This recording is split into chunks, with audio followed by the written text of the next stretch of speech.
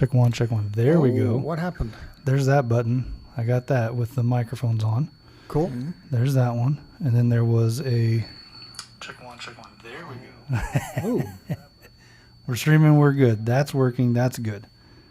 What is the... there was some button here that helped with the screen. We to get have the all band kinds up. of buttons to work with here, so bear with us. Just start pushing. You would like that, wouldn't you? And we bought some of the best buttons you can find. So That's not what we want. Not that one. What was it? Not that one.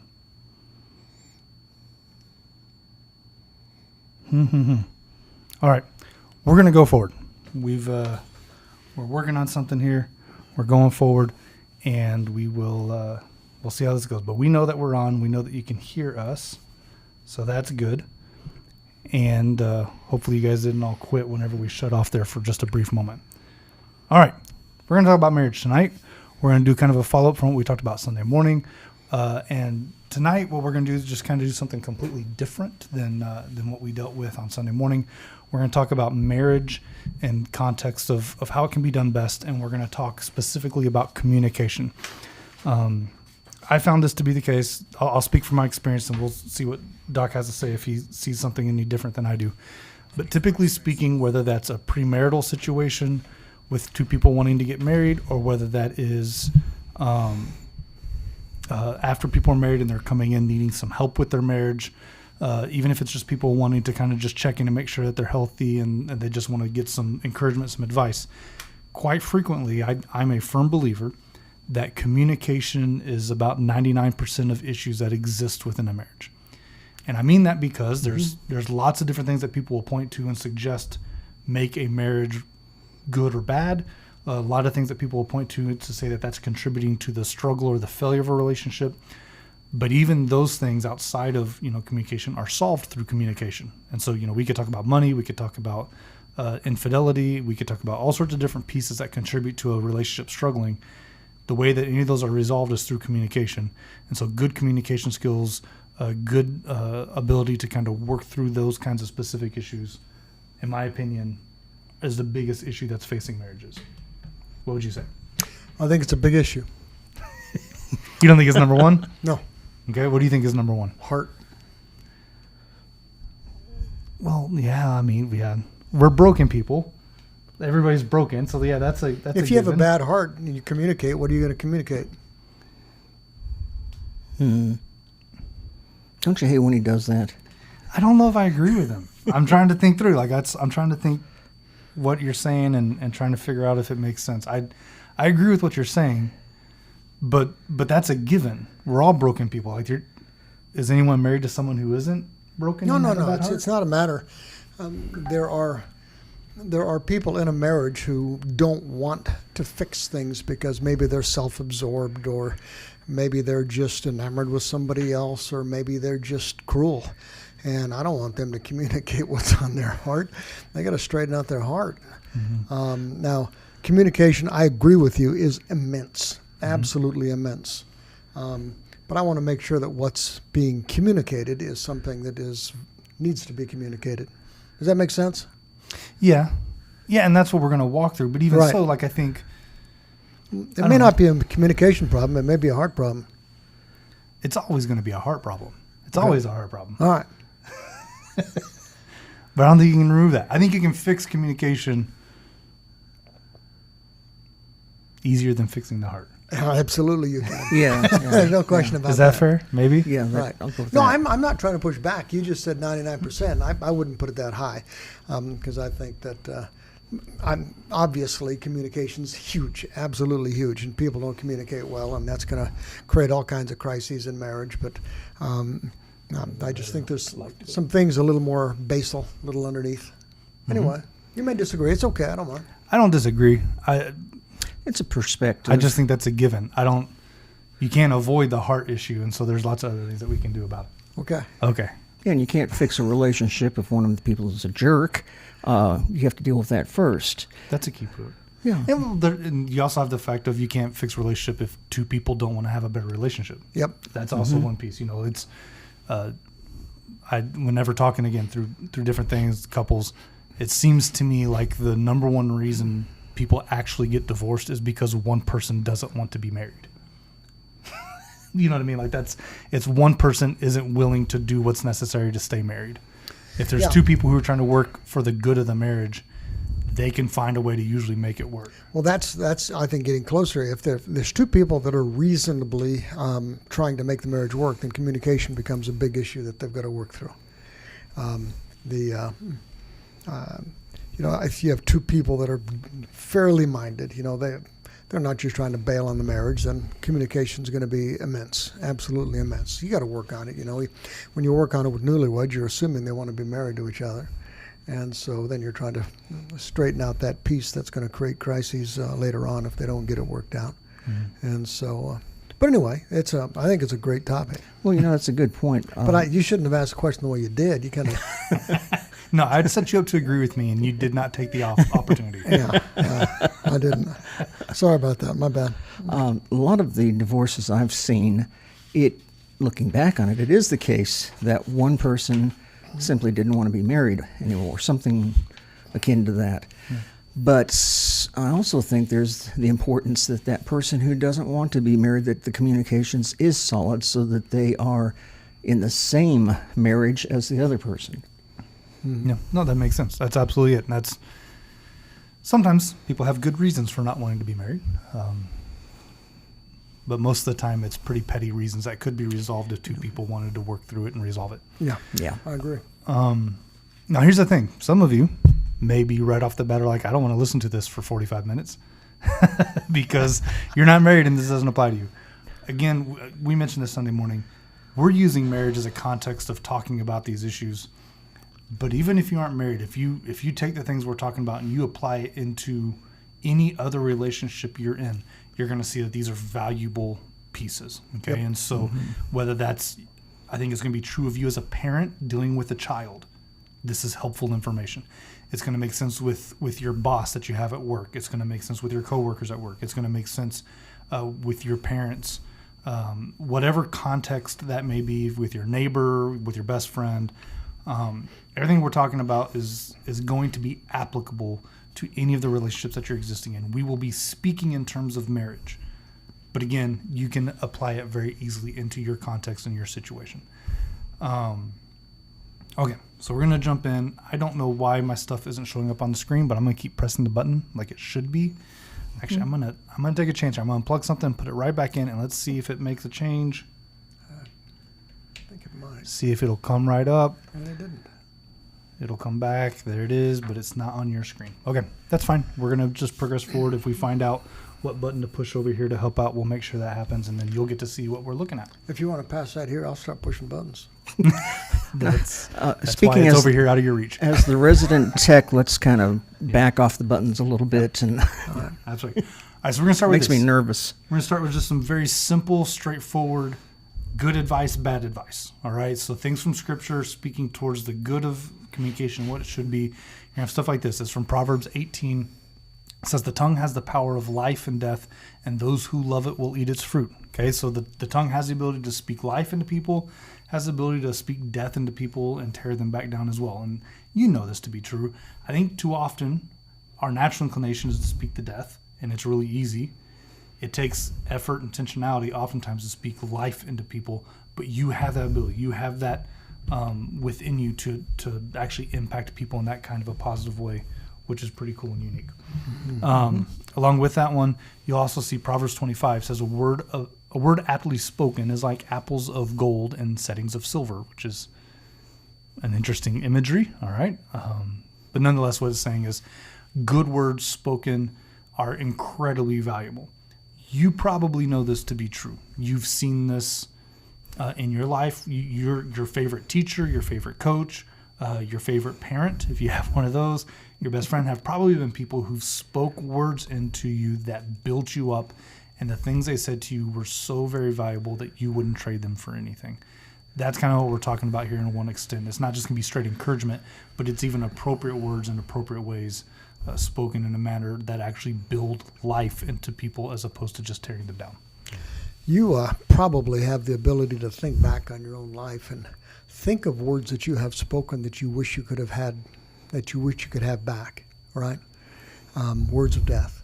I think all of us would love to have just 2 or 3 minutes worth of words that we could pull back, and it would have made quite the difference. Mm-hmm. And we could also probably think back and remember times when people spoke something that was just life-giving to us, something that maybe was a huge gift at a difficult time, or something that actually changed a direction of a life.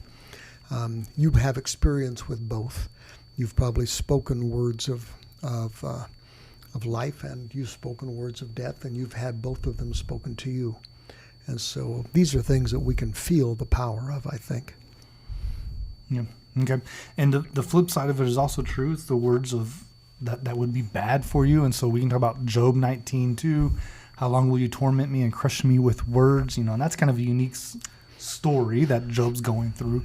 But again, the words that are being spoken to him are not helping him. They're not benefiting him and moving him in the right direction. And so he's got this very different perspective that the words are actually oppressive and kind of weighing on you. I think everybody probably has those as well. The things that someone has said to you that you've carried the rest of your life, and they are oppressive and painful and hurtful. We have those as well, right? Mm-hmm. Another example, this one is from James chapter 3, starting in verse 8 through 10. It says, "No man can tame the tongue. It's a restless evil, full of deadly poison. With the tongue we praise our Lord and Father, and with it we curse men who've been made in God's likeness. Out of the same mouth come praise and cursing. My brothers, this should not be." And that's reality. I think each of us is going to struggle with the fact that our words have the ability to be positive or negative, that they can be speaking life into people, or they can actually be tearing people down. They can add life, they can take life. And that's a big thing. And so recognizing that, that's what we want to do, is step into doing communication in a positive way, in a good way that's going to be beneficial to the relationships that you're in. Anything you want to say to that before we move on? No. I was just thinking about the role of a judge in a court. The judge doesn't jump down off the bench and come over and somehow make the person guilty or unguilty. They simply speak it, and it turns into reality. That tells you something about how powerful simply speaking is, and how important it is that he speaks clearly and correctly. Otherwise, you have chaos in any relationship. Yeah. Man, that makes me think of so many different things, because you have that.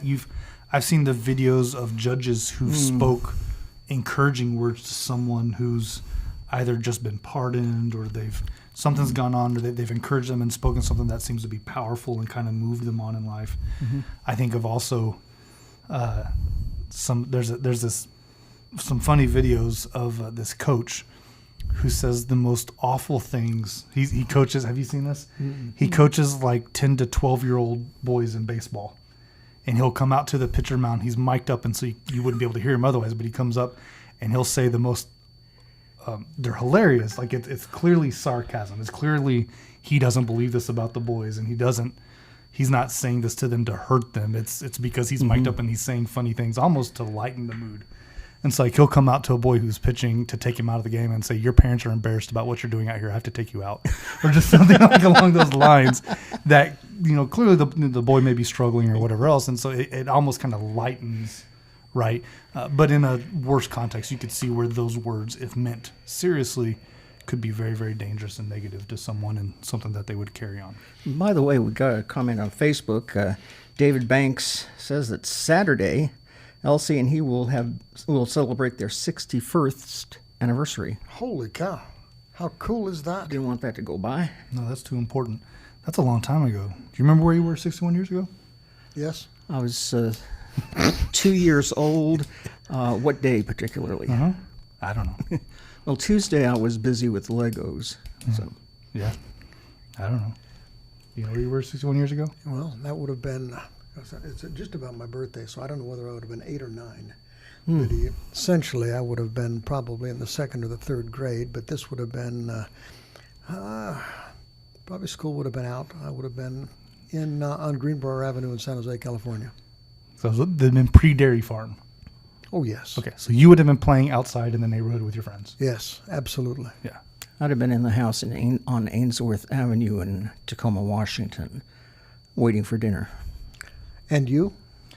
61 years ago today, my father would be probably about the same place you were. My mother would have been a newborn baby. And so, yeah, that's how far out I am on all that. Yeah, that's fun. There's another comment on here, too. Mitch Parker wants to know what happened to your arm, Doc. I'm old. No, he was wondering if someone tried to take your bacon. Nah. No, if you go out and I've been out in the woods cutting firewood, and you find right now when you get a little bit older that instead of it just glancing off, it just it bruises you up. Who cares? It doesn't matter. It doesn't hurt. It's a little thing. There we go. All right, here we go. Let's jump into some good practices. If this stuff were to show up on your screen, you would see kind of these big ideas, and then we would reference the scripture verse of kind of where we're pulling from this. The first one is this. It says, be a ready listener and do not answer until the other person has finished talking. Again, these are good practices. So again, be a ready listener. Do not answer until the other person has finished talking. There's two pieces to this that I think are really significant. This is from Proverbs 18 as well. Proverbs 18 verse 13 says, he who answers before listening, that is his folly and shame. So there's two pieces. One is, oftentimes in the context of a marriage, 2 people speak and 0 people listen. So that's a common behavior, right? Mm-hmm. And so sometimes what happens is while the other person is talking, I either interrupt them, I keep them from finishing their thought because I have something I'm going to say. And so what I'm saying is more important than whatever they're saying. In fact, I'm not even listening to what they're saying because what I'm thinking is so important that they need to hear what I'm thinking. And so we'll cut each other off. That's not good practices. We know that to be true. We just don't always behave that way. And so one thing is that we cut each other off. The second thing is that sometimes we won't cut each other off, but we're not listening. We're just thinking about what I'm going to say. Mm-hmm. And we're just kind of prepping mentally my part and what I'm going to respond with. Both of those are unhealthy things. And so good practice is making sure that you're actually listening to what's being said and responding appropriately in that kind of a manner. Yeah, you watch a lot of people when they talk, and essentially they're just waiting for the other person to pause so they can start. Mm-hmm. Yep. Neither one is actually listening to the other; they're just talking past each other. It's one of my issues as a counselor is that a lot of times people have more to say than I want to listen to, mm-hmm. and so I figure out what the problem is earlier than they really have explained the problem. At least I think I do. And so sometimes I start responding to what I think that they're going to be saying rather than what they actually do say, and it's annoying for both of us. Yeah. Yeah, that's real. And that's, again, the context of a marriage specifically. If you've ever had that moment where a very simple conversation suddenly turned into this massive argument and fight and you can't really figure out what it is, it's probably because you weren't listening. It's probably because you didn't stop to actually hear what was being said and you were responding in some way that didn't match what was going on, and it just kind of builds and builds until you find it out of control and you don't know why it's happening. And doesn't that have to do with what you were talking about Sunday in having grace, that if I'm a graceful partner in a relationship, I'm wanting that other person to succeed, even if we're having an argument. So my respectfully paying attention would be a way of my giving grace. Kind of a stretch, but... No, it could be. I think that's a legitimate perspective of that as well. Excuse me. All right, anything on that one? Along with that one, I think the second one fits really well. The second idea is that you should be slow to speak. Be slow to speak. That's the opposite of what we think about. What's really interesting is we're talking about communication. The first two of these ideas really deal with listening. Being slow to speak, making sure that you're hearing the other person. You want to think first. Remember when you're little, your mom said that think about it before you're going to say it. Think through what you're saying. Don't let your mouth just run wild. So be slow to speak. Think first. Don't be hasty in your words. Even speak in such a way that the other person can understand and accept what you say when you're ready to talk. And so Proverbs 21, verse 23 gives us some insight to this. It says, he who guards his mouth and his tongue keeps himself from calamity. And I like that one because sometimes my marriages looked more like calamity than someone who's guarded their mouth, all right? And so I like the imagery of that. One of the practices, again, as you think this through, is if you don't understand fully what the other person has said, you can actually repeat back what you think they're saying. So instead of coming forward with what you want to say, it's repeating back to the other person. It sounds like you're saying this. Am I understanding properly? So before you're responding with your opinion, with your ideas, you're giving them an opportunity to confirm that what you're saying matches what they're saying. Again, that's a slow to speak attitude. That's thinking first. That's not being quick with a response, but working diligently to be able to hear the other person and make sure that you understand them. It's key in a lot of forms of communication. Anything to that one? Yeah, I read something. Doc, you can go ahead and think. I was reading something recently about if you're in an argument with somebody and it's escalating, that what you can do is to lower the volume of your voice, of course, but also to speak slower intentionally. Not so much that you're insulting them or mocking them, but you slow down the speech, and that somehow causes them to level out a bit and pay more attention to what you're actually saying. Yeah. Unless you slow down too much, and then they feel like you're mocking them. Yeah, and then you're in trouble. It's dangerous. Yeah. And in a marriage particularly, that is an issue. It's a pace. Yeah, absolutely. Absolutely. Doc, you got any thoughts on that one? Well, there's a piece of this, and you may be getting there eventually, and so I might be jumping the gun. But when it talks about being slow to speak and thinking first, there's a kind of a trend today where people believe that in order to be authentic, they have to say what they think, which is really dumb as a brick. Part of being civilized is not saying a lot of what you think. In a marriage, you can't say everything that comes to your mind to be authentic. And a lot of people actually argue that.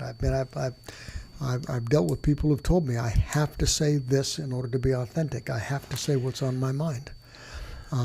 Slow to speak, think first, and then probably shut up a lot of times. We speak too much many times. And so now you may push back on that a little bit. I just, part of being, I think, civilized is knowing when to speak what you think and knowing when not to speak what you think. Yeah. Because a lot of times, good communication means that you don't say things that are hurtful and cruel. Even if sometimes you think things that are hurtful and cruel. If they come out of your mouth, you're a monster. And a good person doesn't always say the wicked things that sometimes flash through a person's mind. And so I think when we're talking about being slow to speak, thinking first, this isn't just about the words you choose to speak, it's about the words you choose not to speak. Right. Okay? When you're going to hold that tongue, which is oftentimes a devilish thing. And that's again, goes back to your mom taught you if you don't have anything nice to say, don't say anything at all. Right? Yeah, exactly. And, one of the things that we've talked about a lot lately, the last couple of years, has been the use of social media and the ways in which, we've lived as if I'm not saying it with my mouth, then it doesn't count. And so I can type it with my fingers, and I don't have to think about it, and I don't have to be careful. And if I don't have something nice to say, it doesn't really count. If I'm typing it, I'm not really saying it. That also applies. The ways in which you talk to somebody through a text, the way you talk to somebody through social media and an email. You have the famous advice, wisdom that says if you have a hard email to send, type it up, but don't hit send until the next day. Sleep on it or let it sit for 24 hours. Look at it for a while, because sometimes we respond out of our emotions, and we don't respond out of control and reason. And so be slow to speak. Be careful with the words that we say and when we say them. Make sure that you're thinking first. I'm starting to question what good is being authentic. First of all, to say everything that I'm thinking is not authentic. That's just obnoxious. Particularly when a lot of things that we think are not always noble.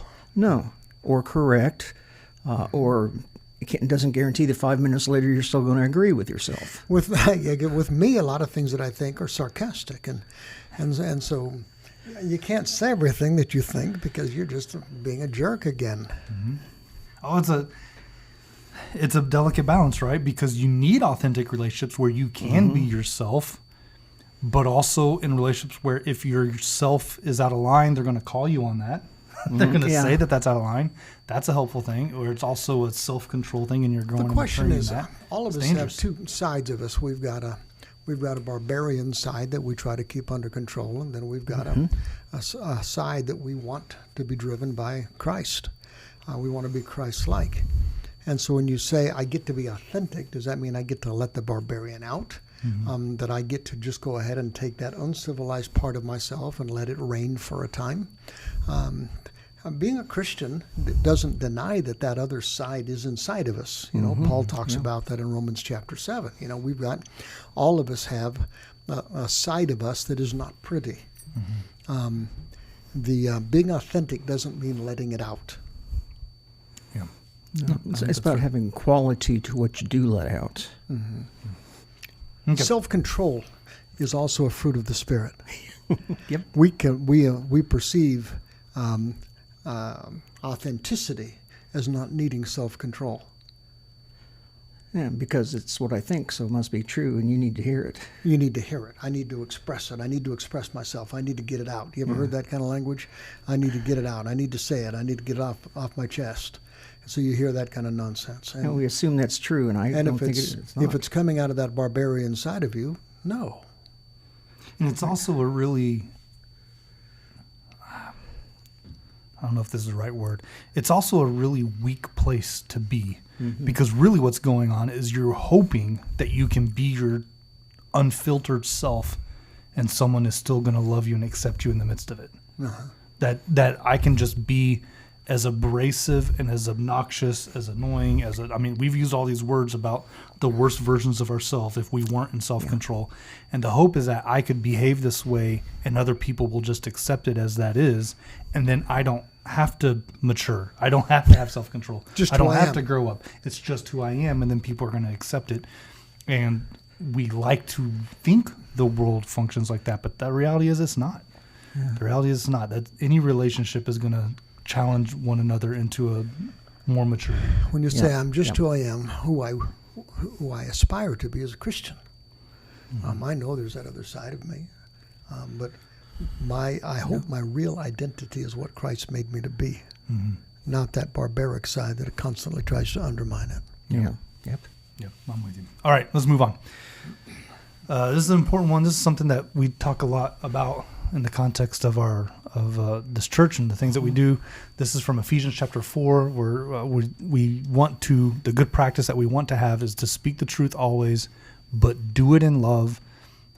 This is from Ephesians chapter 4, verse 15 says, instead, speaking truth in love, we will in all things grow up into him who is the head, that is Christ.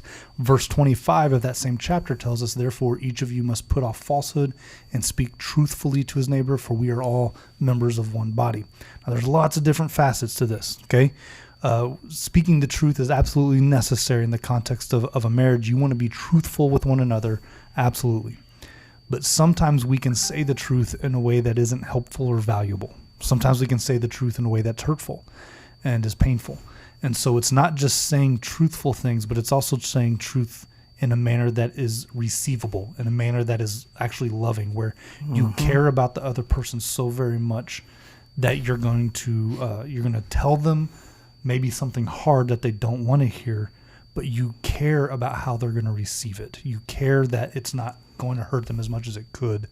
And in fact, you're actually kind of there to kind of help take care of the wounds of the words that you're about to say, if that makes sense.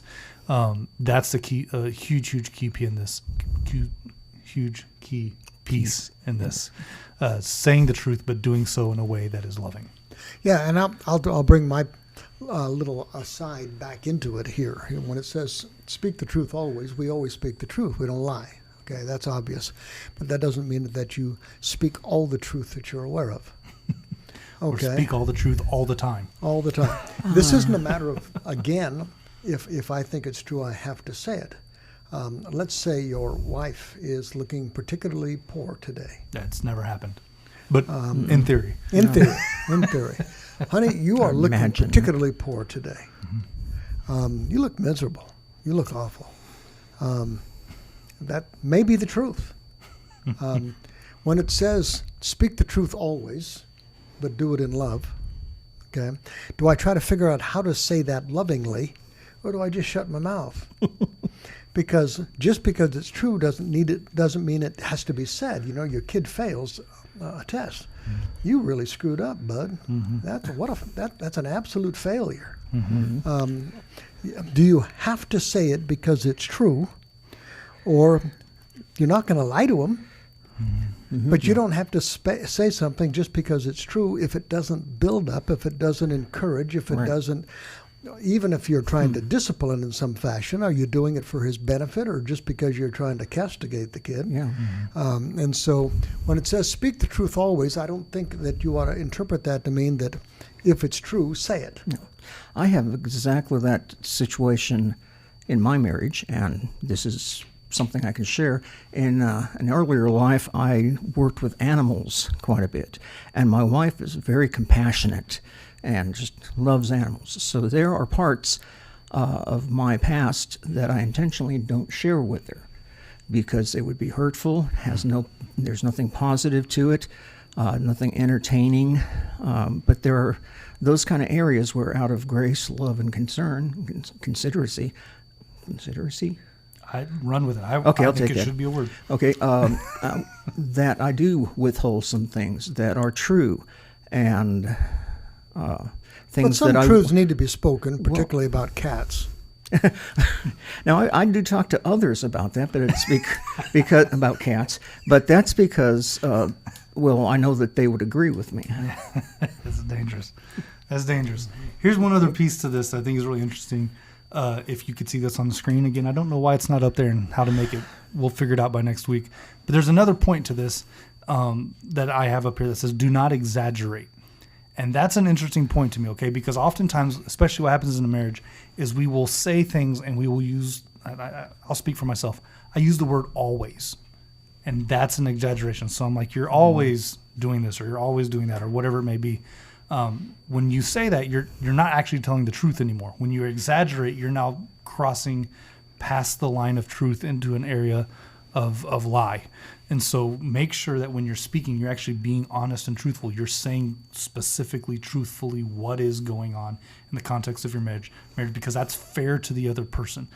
In a moment of conflict, if you start using words like always or you start exaggerating out the behaviors of what's happening, you're now kind of making inflammatory remarks. You're kind of boosting out beyond what's actually really happening, and that's very dangerous. Oftentimes when you use words like always and never, you're moving from a sin to an identity.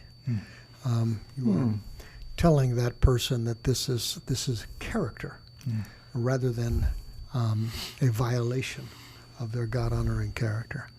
And so it ratchets it way up.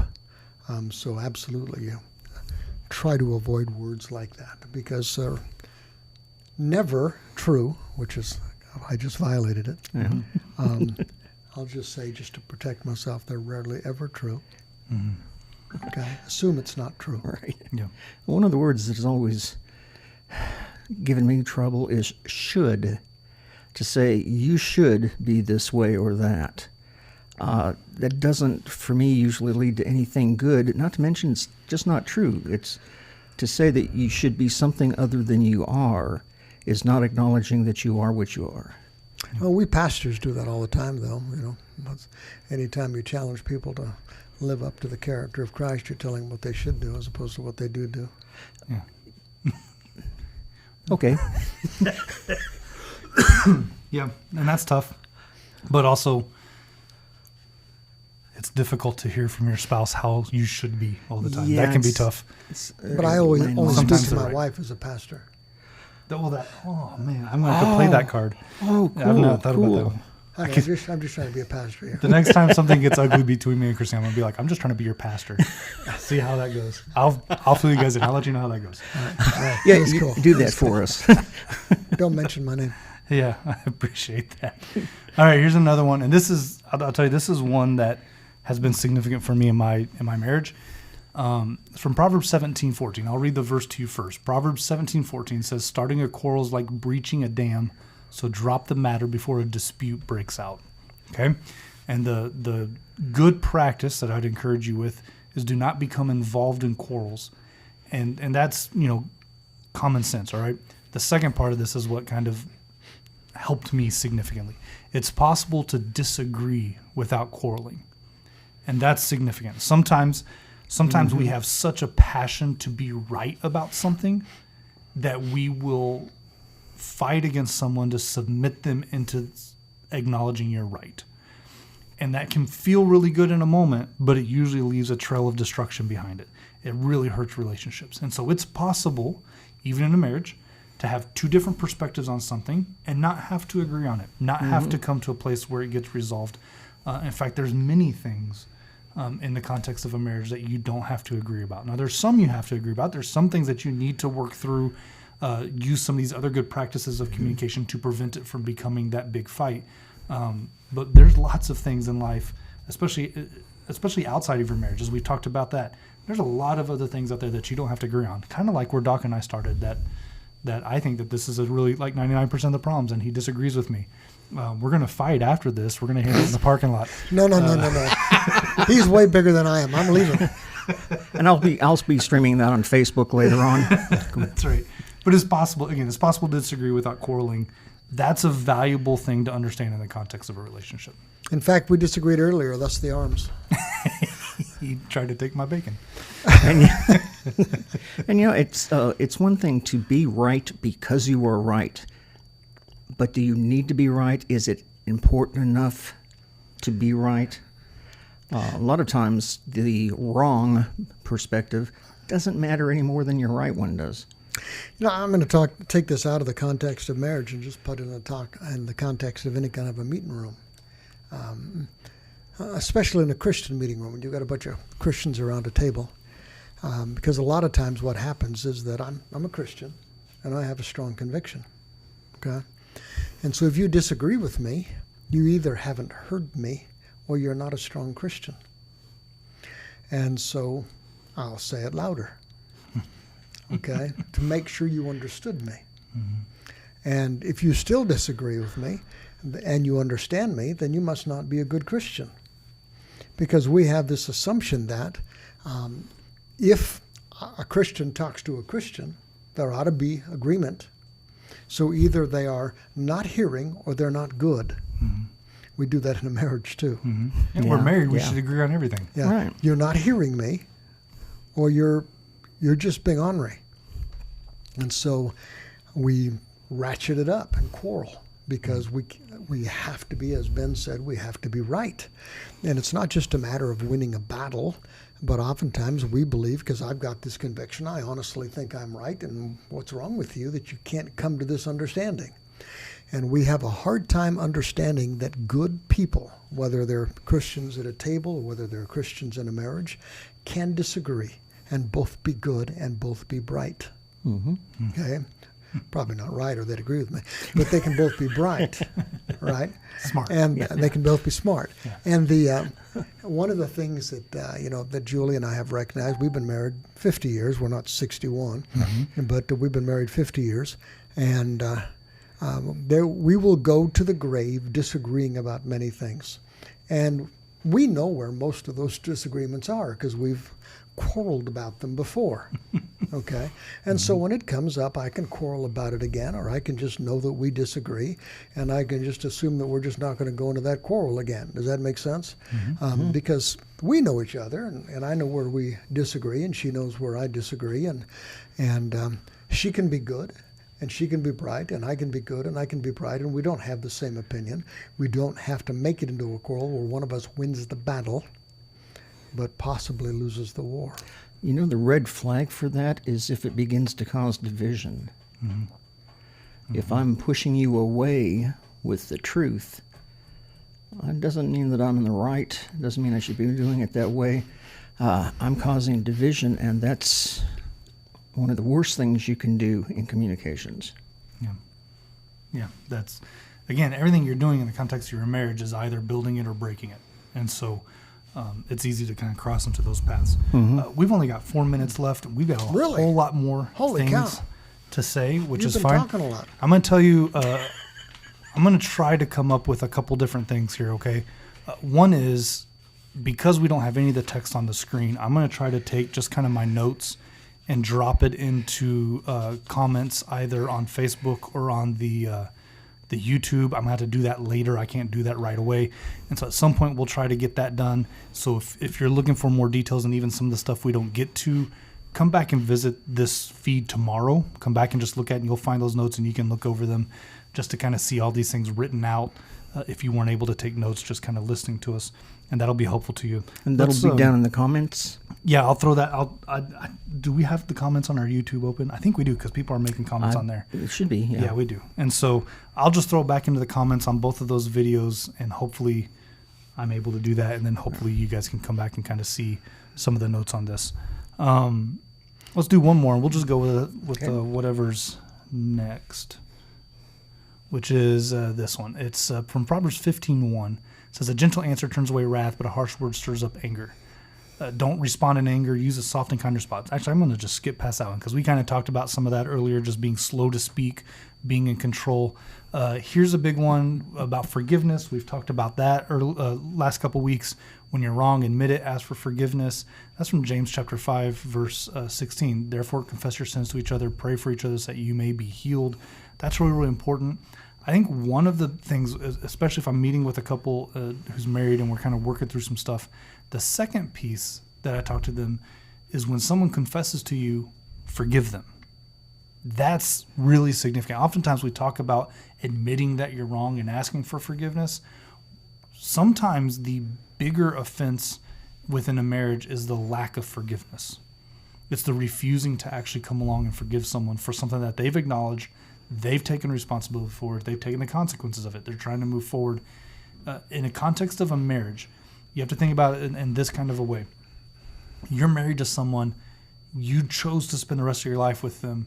If you refuse to give them forgiveness, you're creating toxins in the context of that relationship.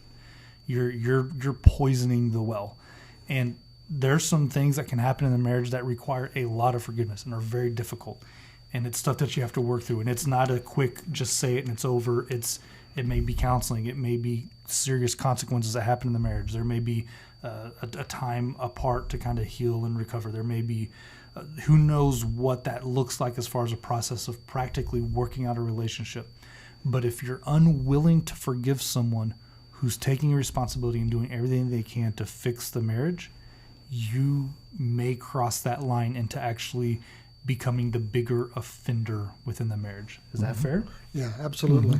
I would just tag one little piece onto it, and that's it's related to one of the themes I preach on periodically, which is magnanimity, which is that a lot of times in marriage, things that at one time were cute then become aggravating, and then after a while they just become offensive. Little quirks, little habits, that kind of a thing. And so magnanimity just is a big soul where you're not easily offended, and that has to start in a marriage. You got to have cannot be easily offended by a partner in a marriage and have a strong marriage. But the other side of it is that when you talk about asking forgiveness and forgiving someone, we went back to that Jesus statement, how many times do I have to forgive? And he said 70 times 7. Does that mean that am I forgiving 70 times 7 different sins, or am I forgiving the same sin 70 times 70 times? In a marriage, frequently we're all going to have propensities to some kind of weaknesses, sharp words, or whatever it's going to be, and you keep forgiving. You want to run out of forgiveness about the same time you want Christ to stop forgiving you for the same sins. Right? And so whenever you're ready for Jesus to stop forgiving you for the same sin over and over again, that's when you can go ahead and yank the same chain on your spouse. And, practically speaking, think of it this way. When you married someone, did you have a capacity of forgiveness that once they reached that point, that's when you were going to be done? You marry someone with the mindset of, I'm spending the rest of my life with them. You probably need to be planning on spending the rest of your life forgiving them. Like, that's just the nature of that's a great way to put it. Relationships. And so if you ever reach that point where I just can't forgive you anymore, that's probably a you problem more than it is a them problem. Well, if you read Jesus, if you want forgiveness, forgive. You can read that several times in the scripture. When you want to stop forgiving somebody, just think about how God loves you. Yeah. one of the verses that we have tagged with this is Proverbs 17:9. It says, "He who covers over an offense promotes love, but whoever repeats the matter separates close friends." And that's the nature of it. In order for you to be in a relationship with someone, you've been forgiven over and over and over again, whether that's Jesus, whether that's your husband, whether that's your best friend. Forgiveness is just a natural part of relationships. And so it's not just about, like, first of all, admitting that you're wrong is a big deal. That needs to be something that you pay attention to. Take ownership when you need to. Ask for forgiveness. But also be quick to forgive. Be quick to give forgiveness, and especially in the context of your marriage, is so necessary. I'm always very quick to admit my wrongs. He's very good at it. Very good at it. He's never been wrong, Never but I heard mean, that. in theory, If I when was it wrong, happens- I would admit it. when it Right on happens, top we'll of it. know. Yeah. We'll know. Yeah. All right, two things real quick. Someone asked about it only being, it's only 7:18 right now. We're trying to be done at 7:15 because Doc's got something else at 7:30. And so these are, so over the summer, we're going to aim for 45 minutes instead of 60 minutes every week. So that's why we're trying to finish up a little bit earlier. And also, someone made a comment on here saying oboe. And I think they're talking to you. I thought that was very important and noteworthy. That's my That's your latest granddaughter. She's about that old.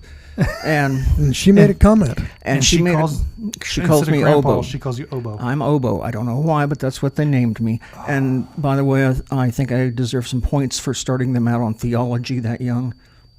With an oboe? No, with her watching these shows, and there'll be a question and answer session later on There with you her go. at Okay. home. No, that's great. She's really angry right now because she wishes she was watching Bluey, I bet. Probably, yeah. Absolutely. That's a sacrifice, yeah. But she saw oboe, so that was good. All right. All right, guys. Like I said, I'll try to find a way to throw these notes into these different chats, and then hopefully that can be useful to you guys. If for some reason you can't find something, or if you want something, please feel free to shoot me an email. I'll send you whatever we got, all these notes. My email address is bweb@capitalcitychristian.org, spattison, capitalcitychristian.org, bbellamy, capitalcitychristian.org. If Not you're seeing oboe. the process, not oboe. If you type oboe at Capital City Christian Church, it will go nowhere. But anyways, we love to help you out. Thanks for joining us tonight, guys. We look forward to seeing you Sunday morning.